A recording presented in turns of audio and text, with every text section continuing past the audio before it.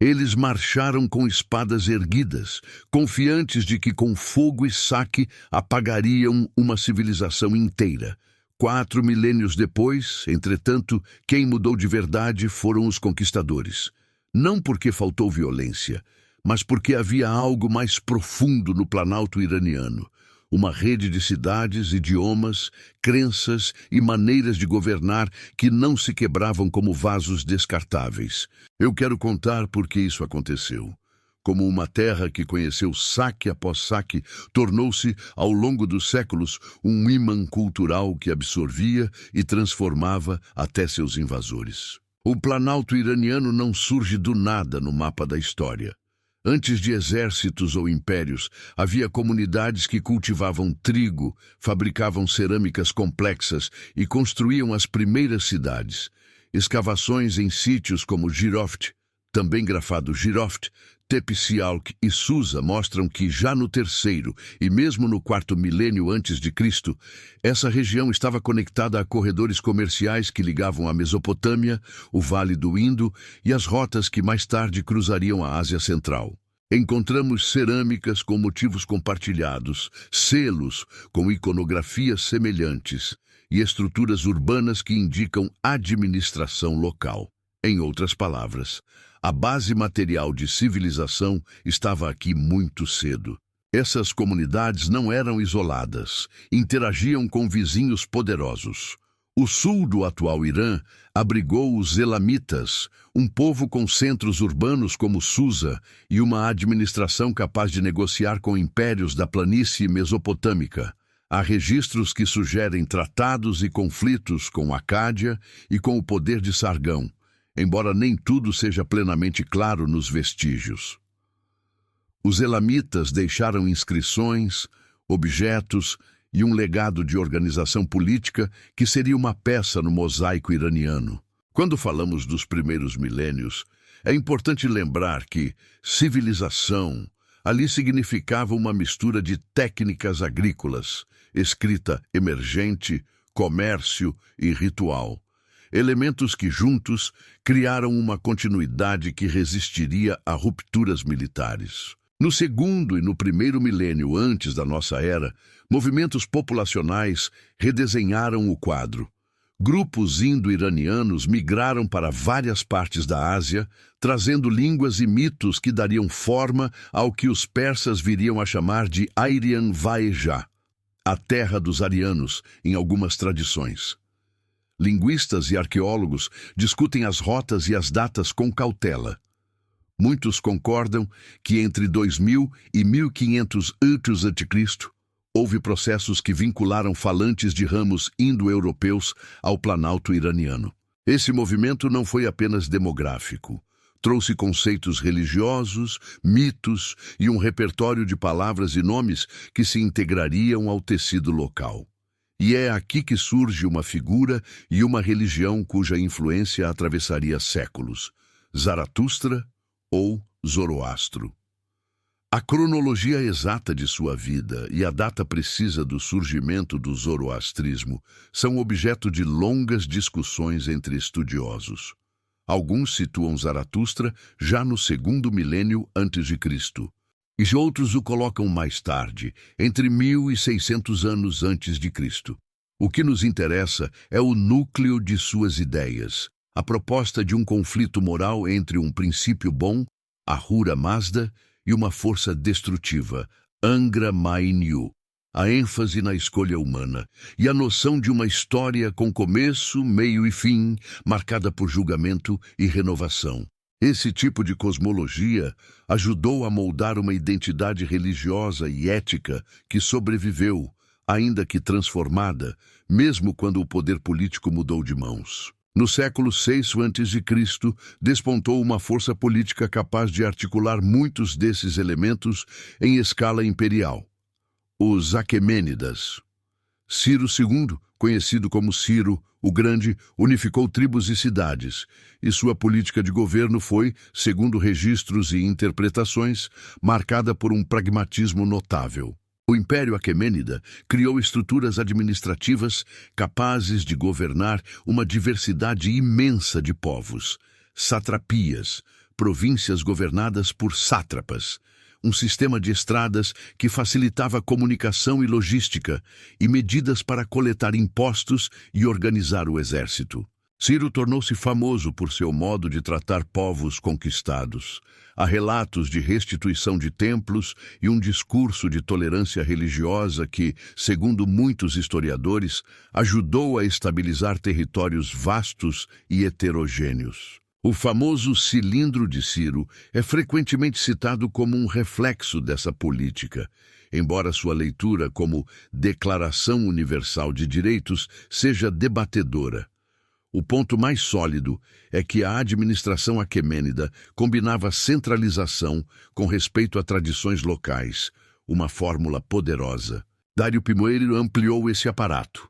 Padronizou moedas, lançou projetos de obras públicas e consolidou a ideia de um império que, embora persa no comando, dependia de redes locais para funcionar. A estrada real, que ligava Susa a Sardes, na Anatólia, e os correios persas reduziram distâncias administrativas. A moeda padronizada facilitou o comércio, e os palácios de Persépolis expressaram em pedra e relevo um ideal imperial. Essa combinação de máquinas administrativas e símbolos culturais, incluindo a língua da elite, as cortes e o patrocínio das artes, gerou uma continuidade institucional que sobreviveria a choques violentos. Então veio Alexandre. No final do século IV a.C., Alexandre da Macedônia atravessou o Império Aquemênida, derrotou seus exércitos e, segundo fontes gregas, permitiu ou mesmo ordenou o incêndio de Persépolis. Foi uma ruptura dramática. Palácios queimados, elites destituídas, narrativas de vingança. Mas a consequência imediata não foi o desaparecimento do que estava consolidado. O helenismo trouxe novas estéticas, novas línguas e novos modelos políticos, mas a recomposição foi rápida. As elites locais adotaram elementos gregos, assim como muitos generais e governantes macedônios adotaram costumes persas. Surgiram dinastias locais e estados que beberam tanto da cultura helênica quanto das tradições persas. A América da convivência entre esses mundos dava origem a uma mistura onde a administração persa e a língua local persistiam em formas renovadas. Depois desse período, o poder no Irã oscilou entre dinastias nativas e formas híbridas de governo. Os partos, que dominaram grande parte do território a partir do século III a.C., instauraram um tipo de federação de aristocracias que resistiu à pressão imperial romana.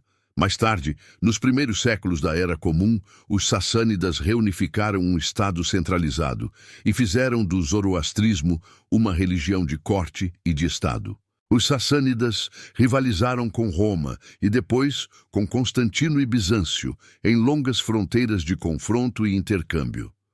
A máquina estatal sassânida, com burocracia, elite culta e uma tradição religiosa institucionalizada, manteve a coerência cultural do Irã mesmo em face de guerras recorrentes. A grande transformação veio no século VII da nossa era, quando um novo agente atravessou o mapa, o Islã árabe. As conquistas militares foram rápidas e, em muitos lugares, brutais. Centros urbanos mudaram de elite, a autoridade política se transformou. Mas aquilo que poderia ter sido uma substituição completa foi, na prática, uma reorganização. A língua persa, com adaptações, manteve-se como veículo administrativo e literário. Práticas fiscais e modelos de governança continuaram, e intelectuais persas, trabalhando nas cortes islâmicas, foram fundamentais para a tradução e transmissão de saberes clássicos. Em poucos séculos, o Irã produziu poetas, cientistas e burocratas cuja língua e pensamento influenciaram o mundo islâmico aprofundado. O persa renasceu em uma nova forma, o que se chama de Persa Nova, e tornou-se a língua da poesia e da administração em vastas regiões que iam além das fronteiras do que hoje chamamos Irã. No século XIII, chegou algo ainda mais devastador: as hordas mongóis, Gengis Khan e seus sucessores abriram passagens de destruição por cidades e campos, e o neto de Gengis, Hulagu, liderou campanhas que arrasaram centros urbanos e alteraram o equilíbrio demográfico. O Ilkhanato mongol inicialmente representou um cataclismo, mas como em episódios anteriores, a instalação de um novo poder não foi somente aniquilação. Com o tempo, mongóis e turcos que governavam adotaram costumes persas, patrocinaram a arquitetura local, apoiaram a organização administrativa e se inscreveram na corrente cultural do Irã. O resultado foi uma assimilação mútua. A elite mongol mudava seu idioma e seus padrões de corte, enquanto o repertório persa se expandia por novos patrocínios e redes. No final da Idade Média e início da Moderna, a figura de Tamerlão, Timur, aparece como outro desses paradoxos, um conquistador feroz que, ao mesmo tempo, era atraído pela glória artística persa. Suas campanhas devastaram cidades, mas também produziram um florescimento das artes e das letras nas cortes que patrocinou. No mesmo período, dinastias de origem turca e mongol, ou apoiadas por grupos turcos, governaram vastas áreas, e a persianização desses grupos foi um processo contínuo. Assumir a língua, os modelos de administração e o gosto estético persa tornou-se uma via de legitimação. Assim, o poder militar podia ser forjado fora da tradição autóctone, mas a autoridade cultural frequentemente vinha por dentro da tradição persa. O ponto de inflexão que marca a modernidade religiosa e política do Irã é a ascensão dos safávidas, no início do século XVI.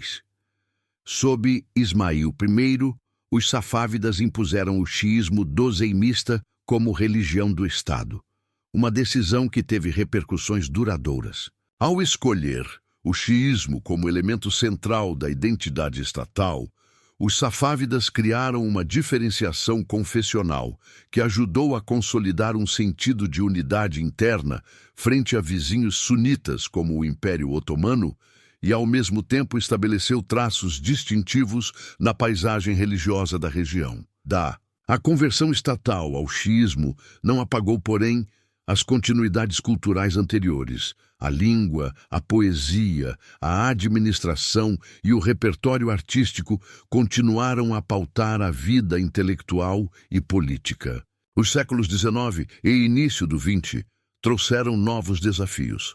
A presença expandida de potências europeias, o declínio progressivo da capacidade militar de manutenção territorial e o grande jogo entre Império Britânico e Império Russo.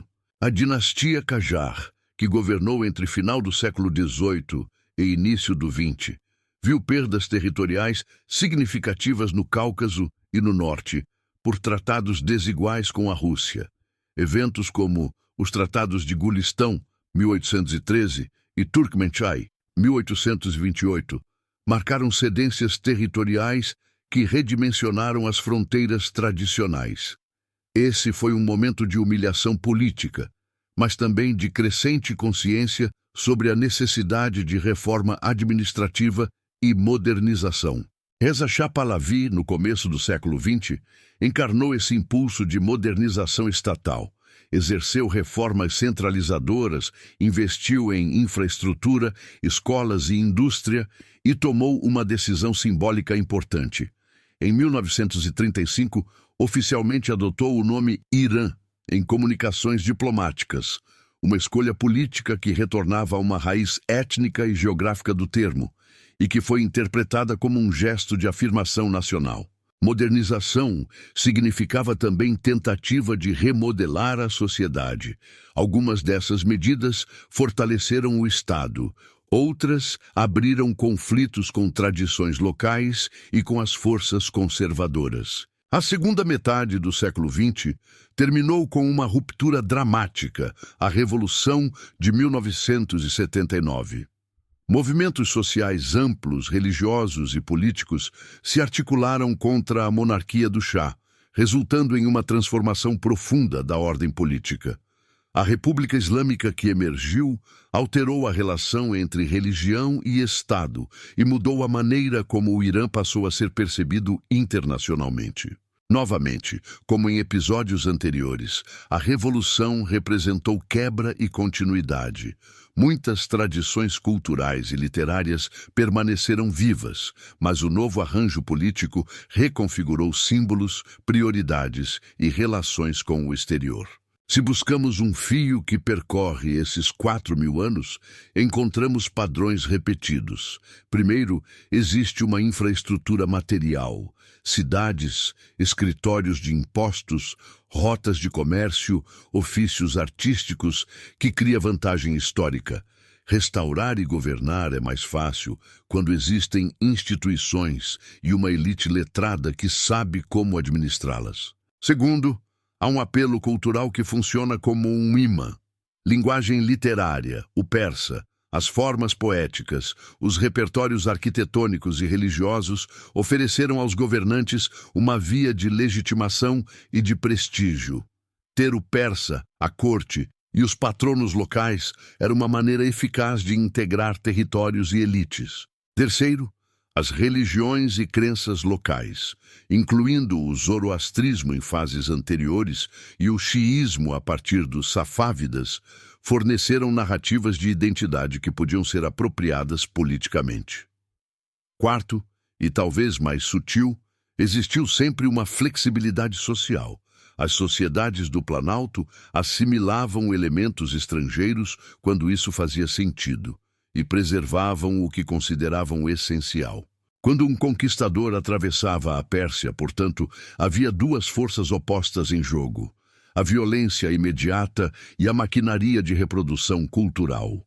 A primeira podia derrubar palácios, executar líderes e infligir perdas enormes. A segunda podia, com paciência, pedir que se encaixassem costumes, línguas e formas de governo ao tecido existente.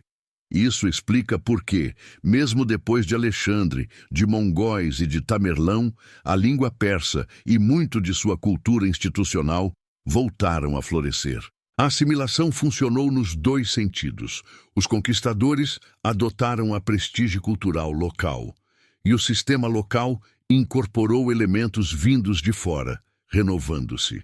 Além dessa lógica de assimilação, há outras lições menores e concretas que também ajudaram. A prática administrativa aquemênida, satrapia, tributo e infraestruturas, foi um modelo que se manteve útil por milênios. Sistemas de arrecadação e comunicação reduzem o custo de retomada do controle. As escolas e bibliotecas, que floresceram em torno de cortes e madraças, criaram um repertório que podia ser acionado por novos patronos. A produção literária, sobretudo a poesia persa dos séculos posteriores, construiu um imaginário coletivo cuja força simbólica supera muitas ordens políticas efêmeras. Não é pouca coisa.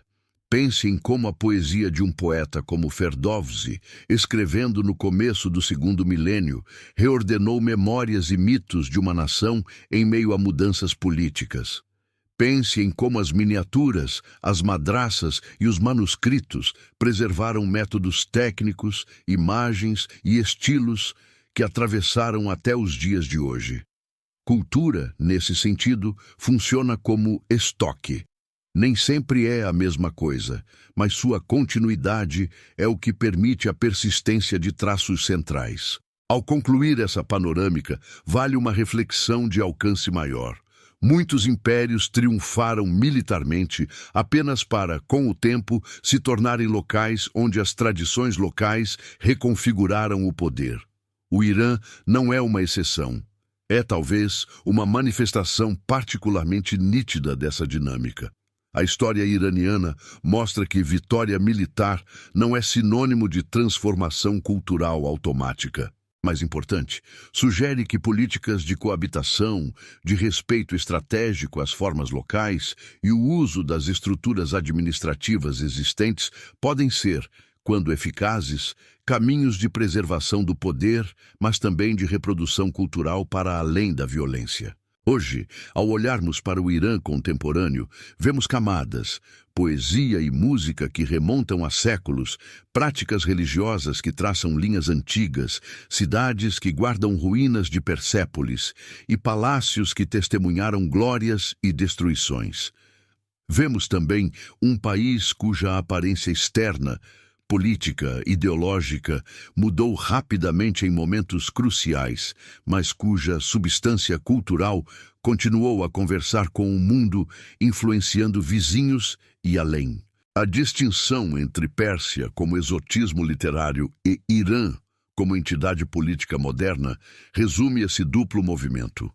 Imagem e realidade se cruzam e se reconfiguram.